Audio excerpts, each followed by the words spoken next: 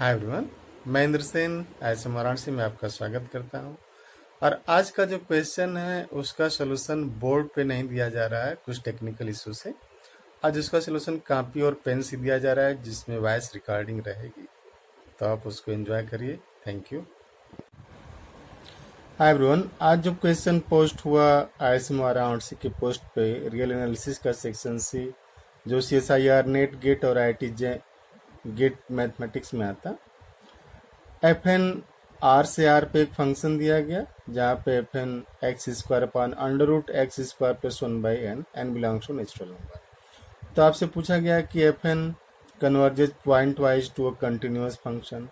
दूसरा था FN converges pointwise to a discontinuous function. FN is pointwise bounded and all FN are differentiable on R। तो pointwise convergence के लिए ये है कि अगर हमें लिमिट मिल जाती है कि limit n tends to infinity fn(x) is equal to fx, where f limit function है फॉर एवरी x। तो यहाँ पे हम लोग दो केस की बात करेंगे।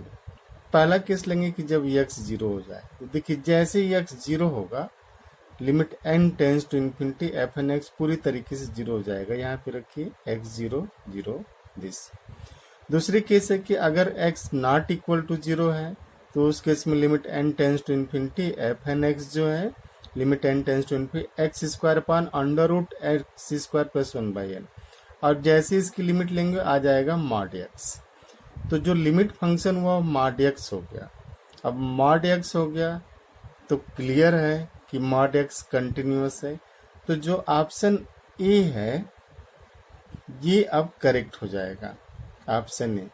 तो ऑप्शन ए यहाँ पे करेक्ट हो जाएगा कि converges pointwise to a continuous function. दूसरा converges pointwise to a discontinuous function. जब कंटिन्यूअस फंक्शन पे कन्वर्ज करेगा तो डिसकंटिन्यूअस तो ऐसे कैंसिल हो जाएगा। अब हम लोग सी को देखेंगे कि FN is pointwise bounded. अब इसमें हम लोग बात करेंगे ये बाउंड के लिए, पॉइंट वाइज बाउंड। तो जैसे fn(x) x square upon under root n x square plus 1/n, x belongs to R। FN1 लीजिएगा, लेस आर इक्वल टू 1 आएगा। FN2 लेंगे, ये यहाँ आप लिखेंगे again less or equal to 2। FN3 3 square upon under root 3 square plus 1/n, 3 square upon 3 square को बाहर करेंगे 3 हो जाएगा, अगेन लेस देन 3। तो ये total less than 3। FN4 less than 4 आएगा, FN5 less than 5 or equal to 5 आएगा। आप माइनस में लेंगे तो भी वही होगा, मीन्स मॉड टाइप से आएगा कि अगर आप ये whatever be x you are taking this fn(x) is less or equal to mod x, वैसा आने लगेगा।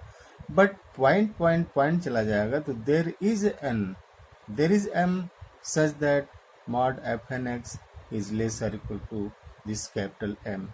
Hence, this sequence of function is point-wise bounded. अब आप each fn की बात करें, डिफरेंशियबिलिटी की बात करें, तो we can see that each fn is also difference। तो आप इसके डिफरेंशियबिलिटी की बात करें तो इसको डिफरेंशिएट करिए x के रिस्पेक्ट में, और ये डिफरेंशिएबल होगा क्योंकि ये भी कंटिन्यूअस है, ये भी कंटिन्यूअस है, नॉन जीरो कंटिन्यूअस है।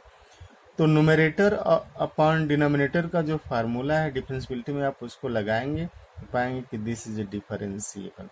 तो each FN means F1 F2 F3 F4 F5 F6 dot dot dot. You can see that each and every FN is differentiable also. तो जो अपना ऑप्शन करेक्ट हुआ वो ए करेक्ट हुआ, C correct हुआ, सी और डी, ये तीन ऑप्शन करेक्ट होंगे। तो ए, सी और डी। तो थोड़ा सा आप क्वेश्चन को इस तरीके से देखिए, बहुत ही आसान टॉपिक है और इससे एक क्वेश्चन आना ही आना है सेक्शन सी में 4.75 मार्क्स का। तो ये जो रिमेनिंग आपके पास डेज बच रहे हैं, अभी 20 डेज अप्रॉक्सीमेट बच रहा है, तो 20 डेज में अगर आप हर टॉपिक से अच्छे 20 क्वेश्चन केवल करिए, अच्छे जिसमें सारी लॉजिक यूज हो रही है, तो ज़रूर आप एग्ज़ाम को क्वालिफाई कर लेंगे। और आप हमसे जुड़े रहिए, कल से हो सकता है सभी टॉपिक से एक क्वेश्चन डाले जाएंगे, तो आप एंजॉय करिए इसको। Thank you.